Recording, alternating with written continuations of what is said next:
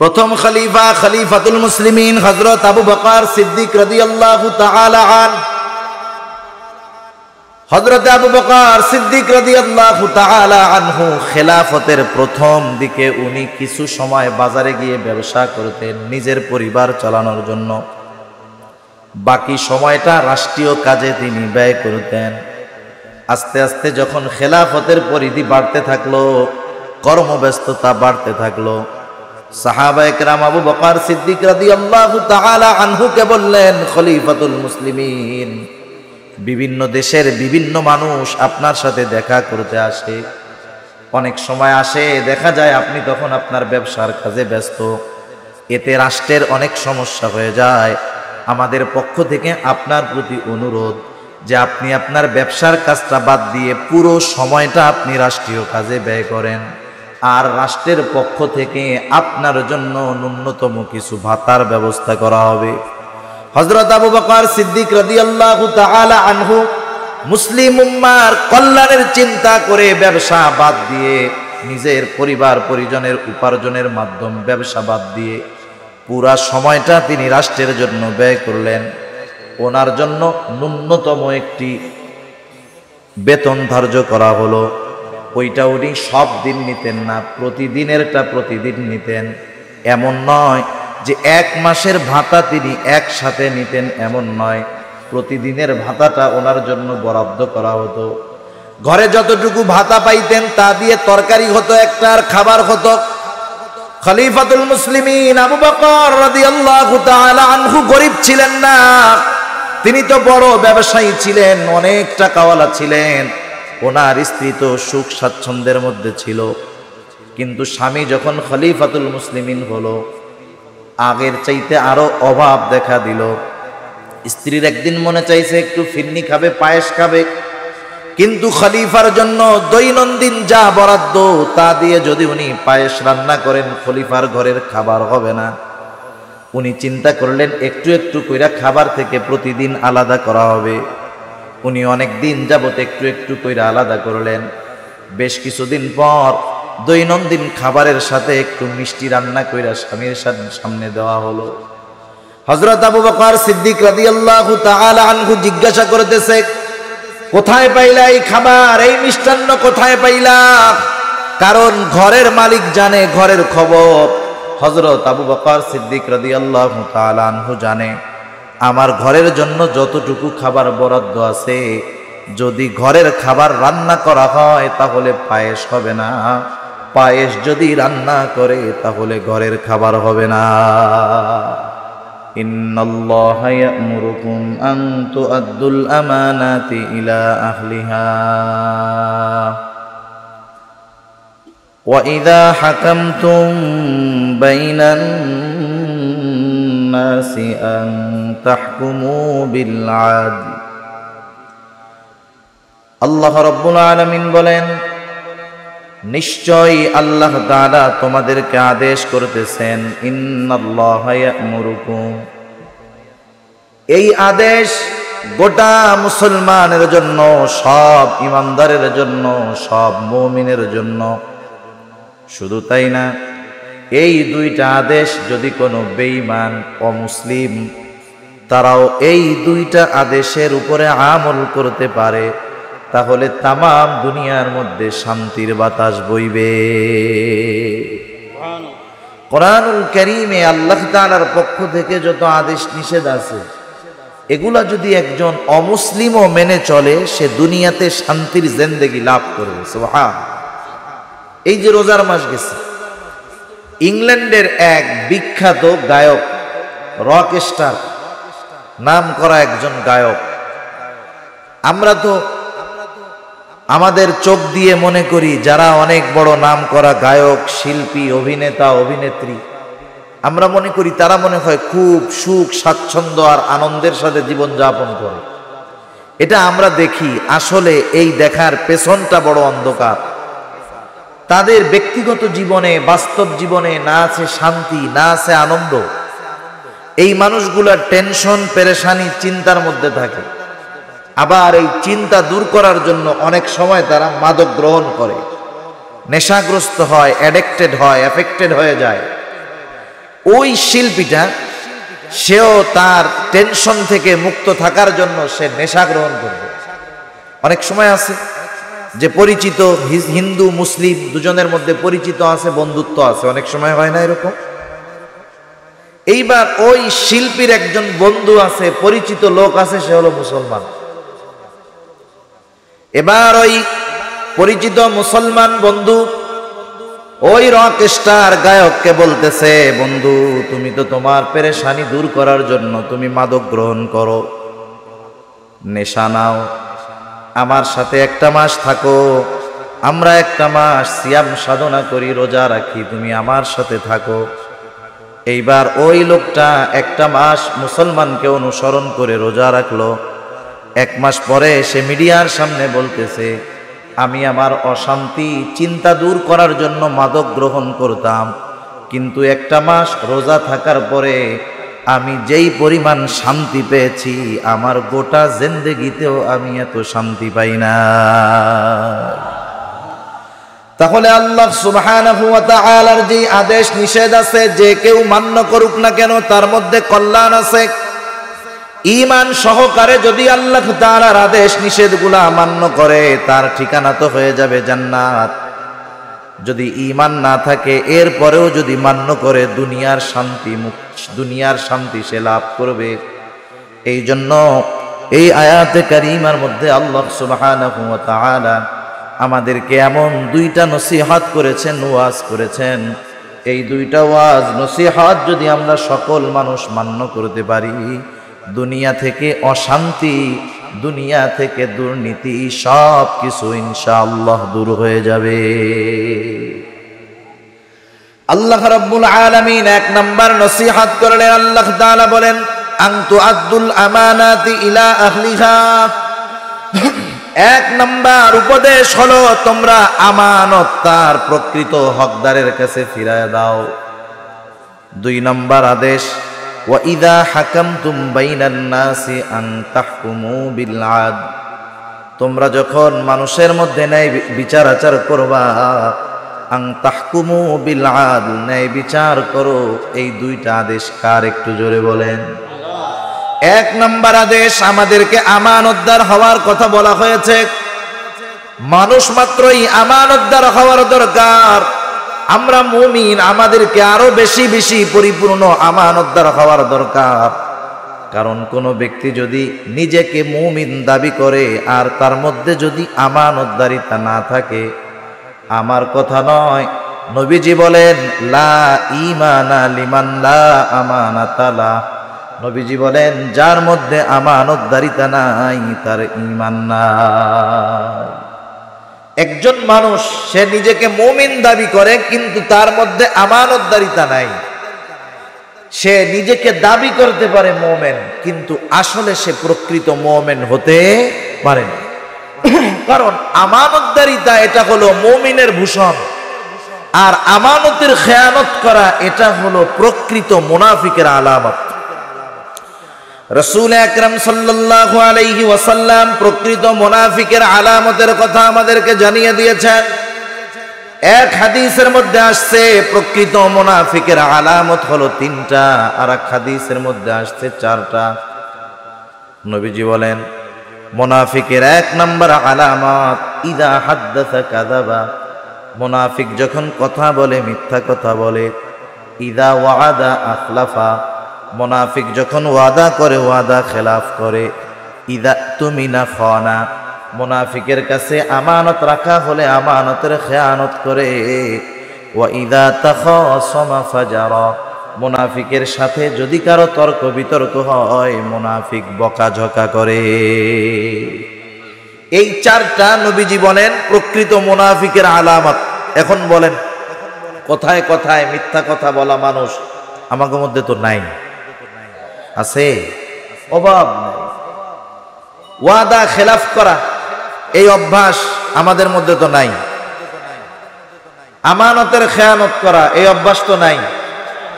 বকাঝকা করা এই অভ্যাস আছে না নাই? বলেন এই 4টা অভ্যাস মূলত মুমিনের না মুনাফিকের? তাহলে বুঝতে হবে প্রকৃত মুমিন যে তার মধ্যে মুনাফিকের আলামত থাকতে পারে না। আর যার মধ্যে মুনাফিকের আলামত আছে সে প্রকৃত মুমিন হতে পারে না। এজন্য মুনাফিকের যে আলামতগুলো আমাদের থেকে বের করার দরকার, বাদ দেওয়া দরকার। ওই প্রকৃত মুনাফিকের আলামতগুলোর মধ্যে অন্যতম একটি আলামত হলো আমানতের খেয়ানত করা। আমি এই একটা বিষয় নিয়েই কিছু আলোচনা আপনাদের খেদমতে করতে চাই। আমানত কত গুরুত্বপূর্ণ বিষয় যে নবীজি বললেন, লা ঈমানা লিমান লা আমানাতা লা, যার মধ্যে আমানতদারিতা নাই তার ঈমান নাই। প্রথম প্রশ্ন হলো আমানত বলতে আমরা কি বুঝি?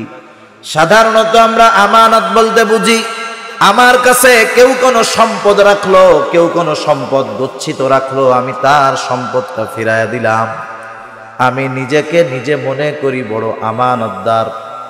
এটা হলো আমানতদারিতার একটা অংশ। কিন্তু আমানত এটা ব্যাপক এক জিনিস, এগুলা আমাদের জানার দরকার।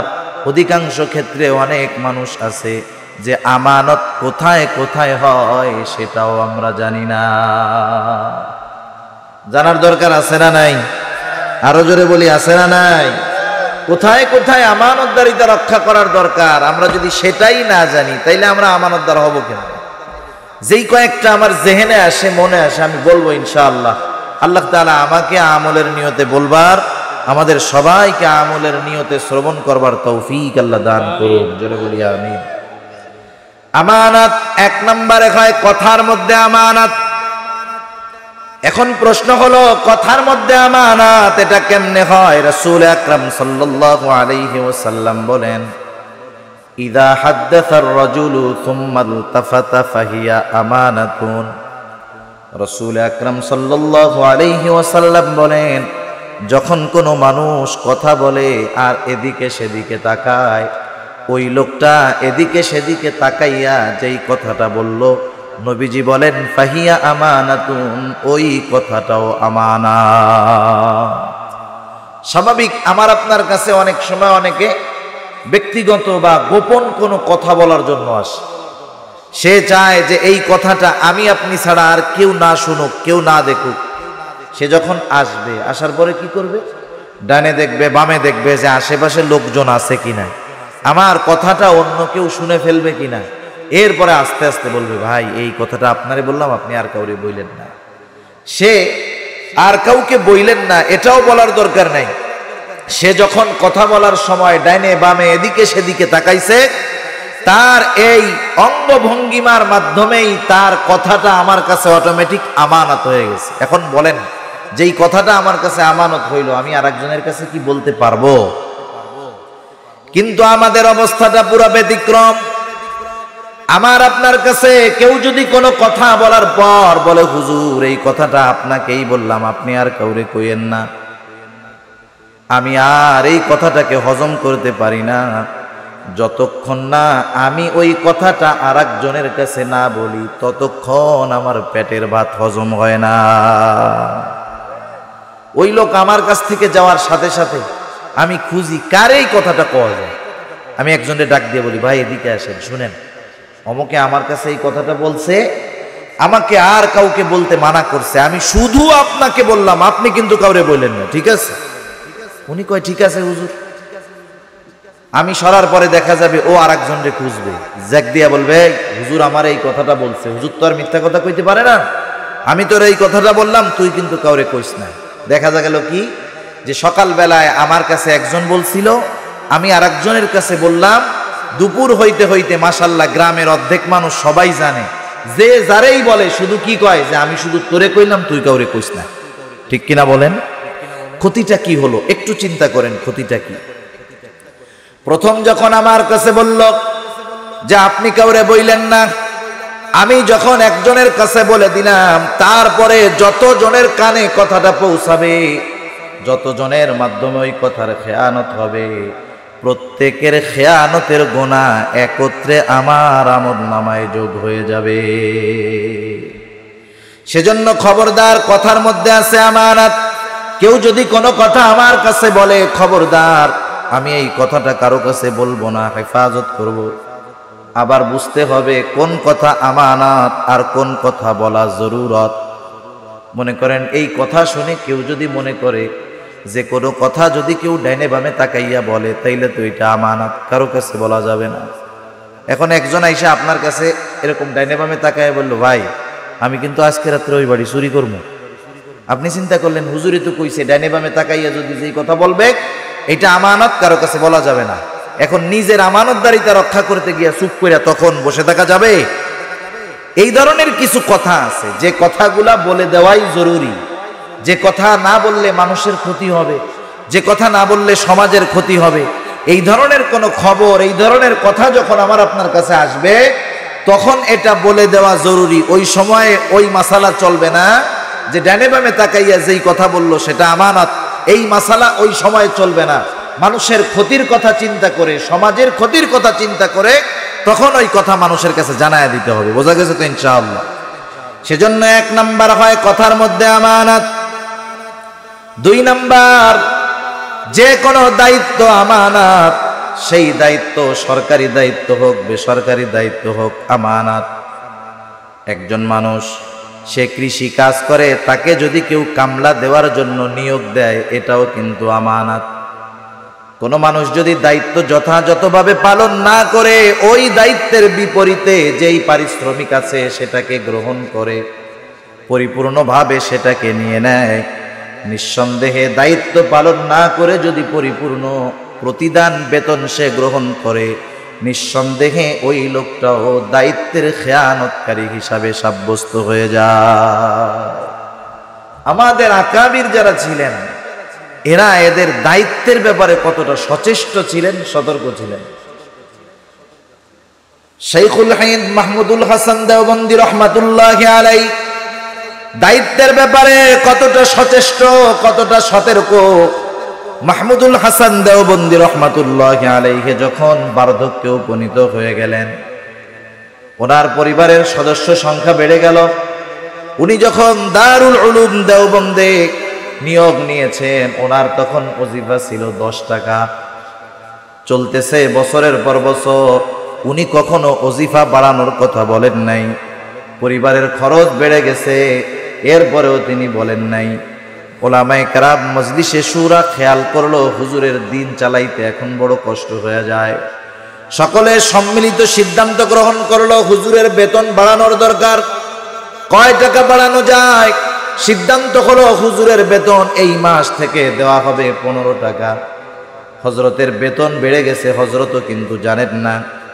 এইবার মাস শেষে যখন হযরতের হাতে 15 টাকা দেওয়া হলো, উনি মনে করলেন 5টা টাকা মনে হয় ভুলে বেশি চলে আসছে। উনি 5 টাকা ফেরত দিয়ে বললেন, মিয়া 5 টাকা তো বেশি চলে আসছে।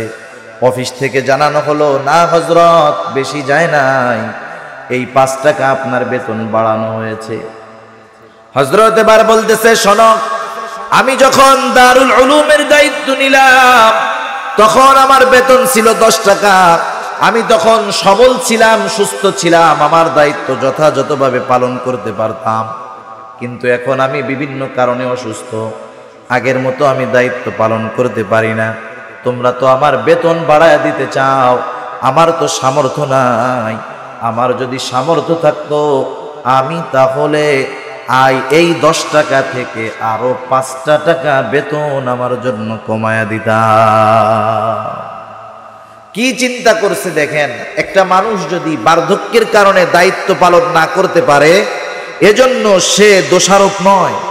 যেমন হাদিসের মধ্যে আসছে, রাসূলুল্লাহ সাল্লাল্লাহু আলাইহি ওয়াসাল্লাম যখন সুস্থ অবস্থায় কেউ কোনো আমল করে, ধারাবাহিকভাবে সুস্থ অবস্থায় যখন কেউ কোনো আমল করে, ওই লোকটাই যদি বার্ধক্যের কারণে, অসুস্থতার কারণে ওই আমল নাও করতে পারে, এই যে বার্ধক্যে উপনীত হলো আগের মতো আমল করতে পারে না, বার্ধক্য সে নিজে আনে নাই, অসুস্থতা সে নিজে আনে নাই, ওই যৌবনকালে সুস্থ অবস্থায় যেই ইবাদত করত, বার্ধক্যে অটোমেটিকলি যৌবনকালের ইবাদতের সওয়াব তার আমলনামায় লিখে দেওয়া হয়। সুবহানাল্লাহ।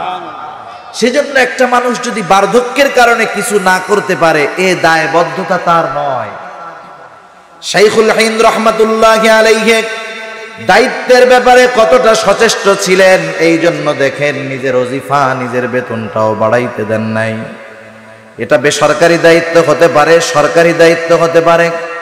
রাষ্ট্রীয় দায়িত্ব হতে পারে, যে যেই দায়িত্বে যেখানে আছে প্রত্যেক জায়গায় তার দায়িত্ব যথাযথভাবে পালন করতে হবে, কারণ ওই দায়িত্বটা তার কাছে আমানত। আর যদি কখনো এমন হয়, হাদিসের মধ্যে আসছে রাসূল আকরাম সাল্লাল্লাহু আলাইহি ওয়াসাল্লামকে জিজ্ঞাসা করা হলো, ইয়া রাসূলুল্লাহ, কিয়ামত কখন হবে?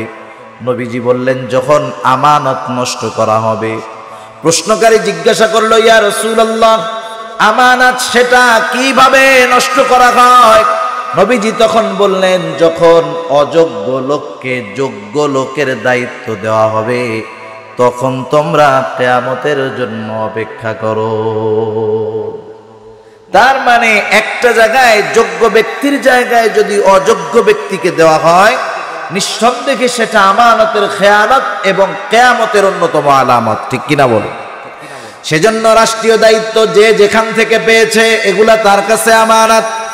কিন্তু আফসোস, আজকের জামানায় তাম দুনিয়ার মধ্যে যারা রাষ্ট্রীয় দায়িত্ব পেয়ে যায়, এটাকে অধিকাংশ ক্ষেত্রে তারা গনিমত মনে করে, লুটে পুটে খাওয়ার মাধ্যম মনে করে, একেবারে আখের গোছানোর একটা মাধ্যম মনে করে। কিন্তু অতীতের ইতিহাস থেকে যদি আমরা চোখ বুলাই, আমরা দেখতে পাবো সাহাবায়ে কেরাম থেকে নিয়ে শুরু করে শত শত মুসলিম শাসক আছে যারা রাষ্ট্রীয় দায়িত্বগুলোকে গনিমত মনে করে নাই, আমানতদারিতার সাথে পালন করেছে। বরং অবস্থা কি হয়েছে, রাষ্ট্রীয় দায়িত্ব নেওয়ার পরে পরিবারের অবস্থা ভালো হওয়া তো বহুত দূর, আরো তারা অভাবের মধ্যে চলে গেছে। ঠিক কিনা বলেন?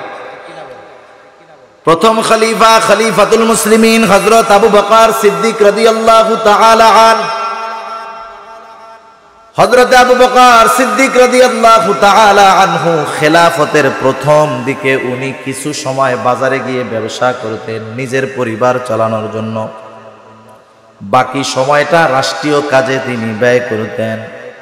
আস্তে আস্তে যখন খেলাফতের পরিধি বাড়তে থাকলো, কর্মব্যস্ততা বাড়তে থাকলো, সাহাবায়ে কেরাম আবু বকর সিদ্দিক রাদিয়াল্লাহু তাআলা আনহুকে বললেন, খলিফাতুল মুসলিমিন, বিভিন্ন দেশের বিভিন্ন মানুষ আপনার সাথে দেখা করতে আসে, অনেক সময় আসে, দেখা যায় আপনি তখন আপনার ব্যবসার কাজে ব্যস্ত, এতে রাষ্ট্রের অনেক সমস্যা হয়ে যায়। আমাদের পক্ষ থেকে আপনার প্রতি অনুরোধ যে আপনি আপনার ব্যবসার কাজটা বাদ দিয়ে পুরো সময়টা আপনি রাষ্ট্রীয় কাজে ব্যয় করেন, আর রাষ্ট্রের পক্ষ থেকে আপনার জন্য ন্যূনতম কিছু ভাতার ব্যবস্থা করা হবে। হযরত আবু বকর সিদ্দিক রাদিয়াল্লাহু তাআলা আনহু মুসলিম উম্মার কল্যাণের চিন্তা করে ব্যবসা বাদ দিয়ে, নিজের পরিবার পরিজনের উপার্জনের মাধ্যম ব্যবসা বাদ দিয়ে পুরা সময়টা তিনি রাষ্ট্রের জন্য ব্যয় করলেন। ওনার জন্য ন্যূনতম একটি বেতন ধার্য করা হলো, ওইটা উনি সব দিন নিতেন না, প্রতিদিনেরটা প্রতিদিন নিতেন। এমন নয় যে এক মাসের ভাতা তিনি একসাথে নিতেন, এমন নয়, প্রতিদিনের ভাতাটা ওনার জন্য বরাদ্দ করা হতো। ঘরে যতটুকু ভাতা পাইতেন তা দিয়ে তরকারি হতো একটা, আর খাবার হতো। খলিফাতুল মুসলিমিন আবু বকর রাদিয়াল্লাহু তাআলা আনহু গরিব ছিলেন না, তিনি তো বড় ব্যবসায়ী ছিলেন, অনেক টাকাওয়ালা ছিলেন, ওনার স্ত্রী তো সুখ স্বাচ্ছন্দ্যের মধ্যে ছিল। কিন্তু স্বামী যখন খলিফাতুল মুসলিমিন হলো, আগের চাইতে আরো অভাব দেখা দিল। স্ত্রীর একদিন মনে চাইছে একটু ফিরনি খাবে, পায়েস খাবে, কিন্তু খলিফার জন্য দৈনন্দিন যা বরাদ্দ তা দিয়ে যদি উনি পায়েস রান্না করেন, খলিফার ঘরের খাবার হবে না। উনি চিন্তা করলেন একটু একটু কইরা খাবার থেকে প্রতিদিন আলাদা করা হবে। উনি অনেক দিন যাবত একটু একটু কইরা আলাদা করলেন। বেশ কিছুদিন পর দৈনন্দিন খাবারের সাথে একটু মিষ্টি রান্না কইরা স্বামীর সামনে দেওয়া হলো। হযরত আবু বকর সিদ্দিক রাদিয়াল্লাহু তাআলা আনহু জিজ্ঞাসা করতেছে, কোথায় পাইলা এই খাবার, এই মিষ্টান্ন কোথায় পাইলা? কারণ ঘরের মালিক জানে ঘরের খবর। হযরত আবু বকর সিদ্দিক রাদিয়াল্লাহু তাআলা আনহু জানে আমার ঘরের জন্য যতটুকু খাবার বরাদ্দ আছে, যদি ঘরের খাবার রান্না করা হয় তাহলে পায়েস হবে না, পায়েস যদি রান্না করে তাহলে ঘরের খাবার হবে না। উনি জিজ্ঞাসা করলেন, পাইলা কোথায় তুমি এটা? এবার স্ত্রী একটু মুস্কি হাসি দিয়া বলে যে, শোনেন, আমার অনেক দিন আগে একটু পায়েস খাইতে মন চাইছে, তা আপনার জন্য রাষ্ট্রীয় কোষাগার থেকে যেই ভাতা, সেটা দিয়ে তো আর একদিনে একসাথে পায়েস রান্না করা যাবে না। আমি প্রতিদিনকার খাবারের থেকে একটু একটু করে আলাদা করছি, একটু পরিমাণে বেশি হয়েছে, ওইটা দিয়ে আজকে রান্না করছি, আপনি খান। বলেন তো, কোনো স্ত্রী যদি স্বামীর সাথে এই ধরনের কোনো আচরণ করে, স্বামী খুশি হয়ে যাবে না? আহা, দেখছো আমার স্ত্রী কত মহব্বত করে। হযরত আবু বকর সিদ্দিক রাদিয়াল্লাহু তাআলা আনহু জিজ্ঞাসা করতেছে, কতটুক করে আলাদা করছিলাম? স্ত্রী হাসি মুখে বলছে যে হয়তো এক মুঠ বা এতটুক করে আলাদা করছি। আচ্ছা ঠিক আছে। উনি খাবার শেষ করে চলে গেলেন। বাইতুল মালের দায়িত্বে যিনি, তাকে গিয়ে বললেন, শোনো, আমার পরিবারের জন্য দৈনন্দিন যেই ভাতা দেওয়া হয়েছে এটা পরিমাণে বেশি হয়ে যায়, এতটুকু লাগে না। ওই যে স্ত্রী প্রতিদিন যতটুকু আলাদা করত, তিনি বলে দিলেন, আগামী দিন থেকে ওই পরিমাণ ভাতা বা ওই পরিমাণ খাবার কম আমার বাসায় পাঠাইবা। এরা রাষ্ট্রের দায়িত্বে ছিল, কিন্তু জীবন রাষ্ট্রের দায়িত্ব নেওয়ার পরে আরো সংকীর্ণ হয়ে গেছে। কেন জানেন? এরা এই রাষ্ট্রের দায়িত্বটারে গনিমত মনে করে নাই, আমানত মনে করেছে। ঠিক কিনা বলে?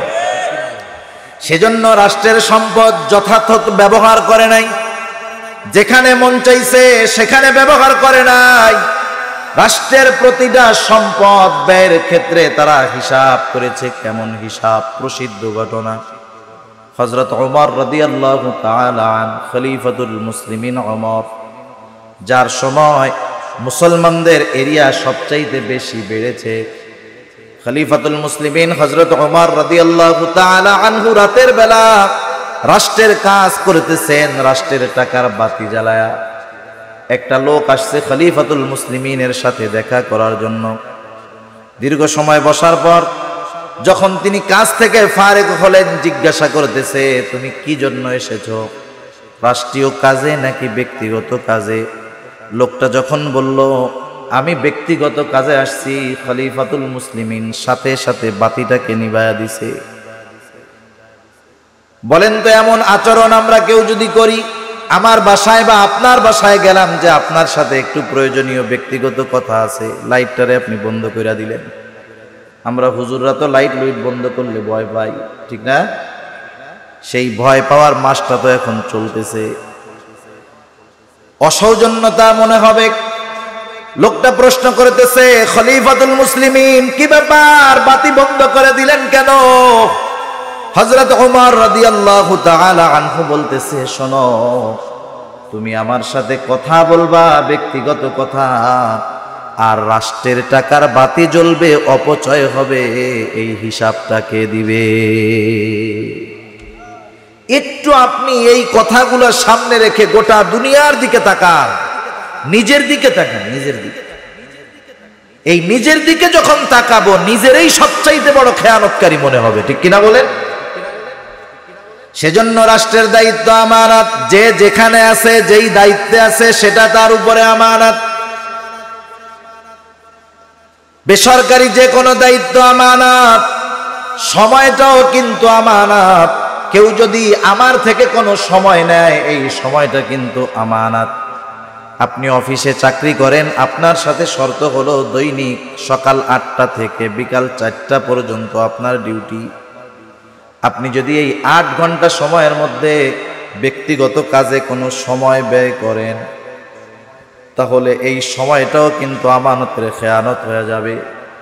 অফিসের অনেক আসবাব আছে যেগুলো অফিসের কাজে ব্যয় করতে হবে। অফিসের আসবাব যদি ব্যক্তিগত কাজে ব্যয় করা হয়, এটাও আমানতের খেয়ানত। কত সতর্ক ছিলেন আমাদের অতীতের মানুষেরা, সময়ের আমানতদারিতা তাদের মধ্যে কেমন ছিল। মাজহার নানুতুবি রহমাতুল্লাহি আলাইহি নামে একজন বুজুর্গ ছিলেন। মাজহার নানুতুবি রহমাতুল্লাহি আলাইহি, তিনি তার সময়ের হিসাব করে করে মাস শেষে বেতন গ্রহণ করতেন। একদিন ওনার কাছে একটা লোক আসছে ক্লাসের সময়, খুব গুরুত্বপূর্ণ কথা, না বললেই নয়। হযরত ক্লাসের পড়া বন্ধ করে দিলেন, বন্ধ করে লোকটার সাথে কথা বললেন 10টা মিনিট সময়। উনি আবার ওইটা ওনার নোটের মধ্যে টুইকা রাখছে। যে অমুক দিন অমুক তারিখে অমুক ক্লাসে 10টা মিনিট সময় আমি আমার নিজের কাজে ব্যয় করেছি। অফিস থেকে যখন ওনাকে বেতন দেওয়া হলো, ওজিফা দেওয়া হলো, উনি পুরা মাসের সময়টাকে হিসাব করে 10 মিনিটের বেতন যেই পরিমাণ হয় সেটা তিনি মাদ্রাসা কর্তৃপক্ষকে ফিরাইয়া দিলে। ওনারে জিজ্ঞাসা করতেছে, কি ব্যাপার হযরত, এটা কি বেশি হয়েছে? উনি বলতেছে, না বেশি হয় নাই, এই মাসে আমার যেই দায়িত্বের সময়, এই সময় থেকে 10টা মিনিট সময় আমি আমার নিজের কাজে ব্যয় করছিলাম, এই জন্য এই 10 মিনিটের ওজিফা আমি নিলাম না, এটা আমি দিয়ে দিলাম। সুবহান। সেজন্য কথার মধ্যে ভাই আমানত, দায়িত্ব আমানত, সময়টা আমানত। এই জানমাল আমার আপনার কাছে আল্লাহ তাআলার পক্ষ থেকে আমানত, এই জানমালটাও আমানত। এই জন্য এই জানমাল যেখানে খুশি যেভাবে খুশি ব্যবহার করা যাবে না, কারণ এই জানমালের মূল মালিক আমি আপনি নয়। বলেন তো এই জানমালের মূল মালিক কে? আমরা যদি নিজেদেরকে মুমিন দাবি করি তাহলে এর মালিকানা আমাদের নাই। আল্লাহ তাআলা কোরআনুল কারীমের মধ্যে বলেন, ইন্নাল্লাহা আশতারা মিনাল মুমিনিনা আনফুসাহুম ওয়া আমওয়ালাহুম বিআন্না লাহুমুল জান্নাহ ইউকাতিলুনা ফি সাবিলিল্লাহ। আল্লাহ রাব্বুল আলামিন বলেন, নিশ্চয়ই মুমিনের জান এবং মালকে আল্লাহ তাআলা জান্নাতের বিনিময়ে ক্রয় করে নিয়েছেন। আমাদের মালিকানা হলো জান্নাতের, আর জান মালের মালিকানা হলো আল্লাহ তাআলার। তবে আল্লাহ তাআলা বড় মেহেরবান, বড় দয়ালু। এই জানমাল আমার আপনার কাছে আমানত হওয়ার পরেও আল্লাহ রব্বুল আলামিন এই জানমালের ব্যবহার করার সুযোগও আমাদেরকে দিয়েছে। আমানতের জিনিসের ব্যবহার করার অনুমতি নাই।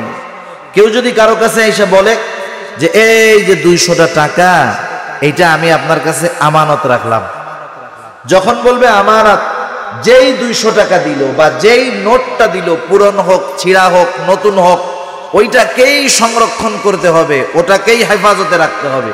সে যখন চাইবে হুবহু ওই টাকাটা ফেরত দিতে হবে। আমানতের জিনিস ব্যবহার করার অনুমতি নেই। কিন্তু আল্লাহ তাআলা আমাদেরকে আমানতের জিনিস ব্যবহার করার অনুমতি দিয়েছেন। আমার জান, আমার মাল আমি ব্যয় করতে পারবো, কিন্তু নির্দিষ্ট সীমার মধ্যে। কত সুযোগ দেখেন, হাদিসের মধ্যে আসছে আল্লাহ রাসূল সাল্লাল্লাহু আলাইহি ওয়াসাল্লাম বলেন, পরিবারের জন্য যেই ব্যয় আমরা করি, স্ত্রী, সন্তান, মা বাবার জন্য ব্যয় করি না আমরা, এটা যদি অপচয় না হয়, গুনার কাজে না হয়, আপনি ভালো খাওয়ান, ভালো পড়ান, অসুবিধা নাই, আল্লাহর নবী বলেন এটাও সাদকা। সুবহানাল্লাহ। পরিবারের জন্য ব্যয় করো সাদকা, প্রতিবেশীর জন্য ব্যয় করো, উত্তম কাজ। এমনকি যদি কোনো বেধর্মী হয়, প্রতিবেশী অসুস্থ, খাবারের দরকার, তাকেও সহযোগিতা করা যাবে, কোনো অসুবিধা নাই। কিন্তু আল্লাহ প্রদত্ত এই মালের মালিকানা থেকে একটা টাকা এমন কাজে ব্যয় করা যাবে না যেখানে ব্যয় করলে আল্লাহ তাআলা বেজার হয়। এই দেহ দিয়ে আপনি মানুষের কল্যাণে ব্যয় করেন, নিজের জীবনটাকে আল্লাহর জন্য উৎসর্গ করে দেন, কোনো অসুবিধা নাই। কিন্তু আমার শ্রম, আমার শক্তি যদি এমন কাজে ব্যয় হয় যেই কাজে গুনাহ হয়, আল্লাহ বেজার হয়, তাহলে আমানতের খেয়ানত হবে। এই জন্য এই জানমালটা আমার আপনার কাছে আমানত। শুধু তাই না, আল্লাহ রব্বুল আলামিন শরীয়তের যত বিধিবিধান দিয়েছেন, ওই শরীয়তের বিধিবিধান আমাদের কাছে আমানত। আল্লাহ রব্বুল আলামিন কোরআনুল কারীমের মধ্যে বলেন, ইন্না আরাদনাল আমানাতা আলাস সামাওয়াতি ওয়াল আরদি ওয়াল জিবাল ফাআবাইনা আন ইয়াহমিলনাহা ওয়া আশফাকনা মিনহা ওয়া হামালাহাল ইনসান। আল্লাহ রাব্বুল আলামিন বলেন, আমি এই আমানত আসমানের কাছে, জমিনের কাছে, পর্বতের কাছে পেশ করলাম। তারা এই আমানত বহন করতে অস্বীকার করলো, ভীত সন্ত্রস্ত হয়ে গেল। ওয়া হামালাহাল ইনসান, মানুষ এই আমানতকে বহন করলো। সেই আমানত কি? মুফাসসিরিনে কেরাম বলেন, সেই আমানত হলো কোরআন, সেই আমানত হলো আল্লাহ প্রদত্ত বিধিবিধান। যত বিধি নিষেধ আছে, এক কথায় শরীয়তের সব হুকুম আহকাম এটা আল্লাহর পক্ষ থেকে আমানত। যেমন নামাজ, নামাজ নামাজ পড়তে হবে, আদেশটা কার? আরো জোরে বলি কার? আল্লাহ তাআলার আদেশ। দেখেন নামাজ পড়া ফরজ, কেউ যদি নামাজ না পড়ে, নামাজ না পড়ার একটা গুনাহ হবে। দ্বিতীয়ত আল্লাহ তাআলা নামাজ পড়ার আদেশ করেছিলেন, এই আদেশটা ছিল আমানত। এই আদেশ অমান্য করার কারণে আমানতের খেয়ানত হলো, না পড়ার গুনাহ হইল, আমানতের খেয়ানত হলো। অনুরূপ ভাবে প্রত্যেকটা বিষয় এমন শুধু যে আমলের ক্ষেত্রে, শরীয়তের বিধিবিধানের ক্ষেত্রে যে আমানত তা না, অঙ্গ প্রত্যঙ্গের ক্ষেত্রেও আমানত আছে। যখন আমি একটা গুনাহ করি, প্রত্যেকটা গুনাহ খেয়ানত। চোখের গুনাহ করতেছি, খেয়ানত। এজন্য আল্লাহ তাআলা বলেন ইয়ালামু খাইনাতাল আয়ুন ওয়া মা তুখফিস সুদূর। চোখের কি খেয়ানত করি আমরা, চোখ দিয়ে কি গুনাহ করি, কি খেয়ানত করি, কি দেখি, যদি খেয়ানত হয় তাহলে সব আল্লাহ তাআলা জানেন। তো জানেন ওয়া মা তুখফিস সুদূর, আমি অন্তরের কি খেয়ানত করি তাও জানেন কে? সেজন্য এই বিষয়গুলা যদি আমরা সামনে রাখতে পারি তাহলে আমাদের খেয়ানতের ওই মুনাফিকের যে আলামত, আমানতের খেয়ানত করা, ওখান থেকে বেঁচে থাকা সহজ হবে, আর প্রকৃত মুমিন হওয়া যাবে। হাদিসের মধ্যে রাসূল আকরাম সাল্লাল্লাহু আলাইহি ওয়াসাল্লাম চারটি বিষয়ের উপদেশ দিয়েছিলেন, যে হাদিসখানা আপনাদের খেদমতে পাঠ করেছিলাম। ওই হাদিসের মধ্যে নবীজি বলেছিলেন আরবাউন ইযা কুন্না ফীকা ফালা আলাইকা মা ফাতাকা মিনাদ দুনিয়া। চারটি জিনিস এমন, যদি তোমাদের কারো মধ্যে এই চারটি জিনিস থাকে, ফালা আলাইকা, এই চার জিনিস তার মধ্যে আছে, তার আর কোনো কিছু নাই। নবীজি বলেন মা ফাতাকা মিনাদ দুনিয়া, এই চার জিনিস তার কাছে যদি থাকে, তার মধ্যে যদি থাকে, দুনিয়ার কোনো কিছু তার হাত ছাড়া হবে না। ওই চার জিনিসের প্রথমটার নাম হলো আমানতের হেফাজত। আর আল্লাহ তাআলাও দুইটা নসিহতের প্রথম নসিহতে বললেন যে তোমরা আমানত তার প্রকৃত হকদারের কাছে ফিরায় দাও। আর নবীও বললেন চারটি গুণের এক নম্বরটা হলো আমানতের হেফাজত। দুই নাম্বার নবীজি বলেন সিদকু হাদিসিন, সত্য কথা বলা, সত্যবাদী হওয়া। সত্য বলা মুমিনের ভূষণ, আর মিথ্যা বলা মুনাফিকের আলামত। কারণ নবীজি বলেন মুনাফিক কথায় কথায় মিথ্যা কথা বলে, আর মিথ্যা কথার ক্ষেত্রে কতটা জঘন্য বিষয় হয়ে যায় দেখেন। অনেক সময় আমরা কিন্তু আমাদের ছোট ছোট বাচ্চাদের সাথেও মিথ্যা কথা বলি। খবরদার, এটাও কিন্তু করা বৈধ নয়। অনেক সময় আমাদের পরিবারে বিষয়টা এমন হয়, ছোট একটা বাচ্চা গ্লাস ভেঙে ফেলছে, কাপ ভেঙে ফেলছে, মা রাগ হয়ে গেল, বাচ্চাটাকে বলে এই তুমি কি কাজ করেছো? বাচ্চা মায়ের ধমকে ভয় পেয়ে দূরে চলে গেল। মার তো মেজাজটা গরম, এইবার বাচ্চাটারে বলতেছে এদিকে আয়, কিছু বলবো না। যখন মায়ের কথায় বাচ্চাটা মায়ের কাছে ফিরে আসে, মা এইবার তার রাগের জালটা পিটাইয়া মিটায়। আছে না নাই? কোন মা কোন বাবা যদি কোনো বাচ্চার সাথে একদিন, দুই দিন, তিন দিন এরকম করে, এক সময় ওই বাচ্চা কি চিন্তা করবে জানেন? যে আমার মা হলো মিথ্যা কথা কয়, আমার বাপ মিথ্যা কথা বলে, যাওয়া যাবে না। কয়েকদিন পরে যখন ওই এক অপরাধ করবে, যখন মা ডাকবে এদিকে আসো, কিছু বলবো না, তখন ওই বাচ্চা বলবে না না যাবো না, তুমি মিথ্যা কথা কাও, গেলে মারবা। তার মানে ক্ষতিটা কি হলো একটু চিন্তা করেন। ক্ষতিটা হলো যে আপনি আপনার বিশ্বাস ওই বাচ্চার অন্তর থেকে নষ্ট করে দিয়েছেন। আর নবীজি বলেন, এক হাদিসের মধ্যে আসছে, শিশুকালের শিক্ষা হলো পাথরে খোদাই করার মতো।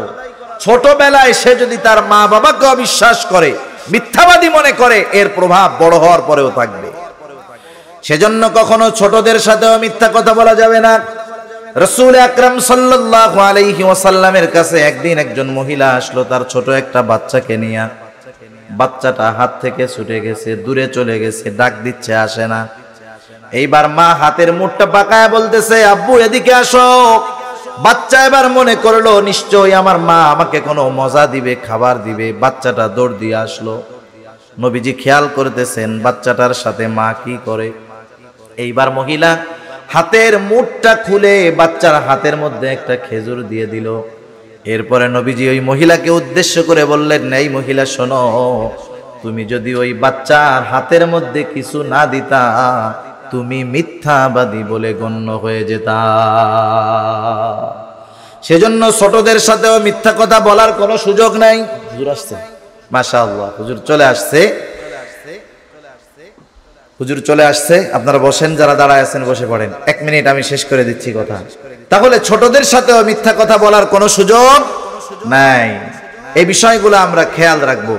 1 নাম্বার যেই 2টা বিষয় আমরা আলোচনা করলাম, হিফযু আমানাতিন, আমানতের হেফাজত করা। জীবন চলে যায় যাক, তবু আমানতের খেয়ানত হবে না।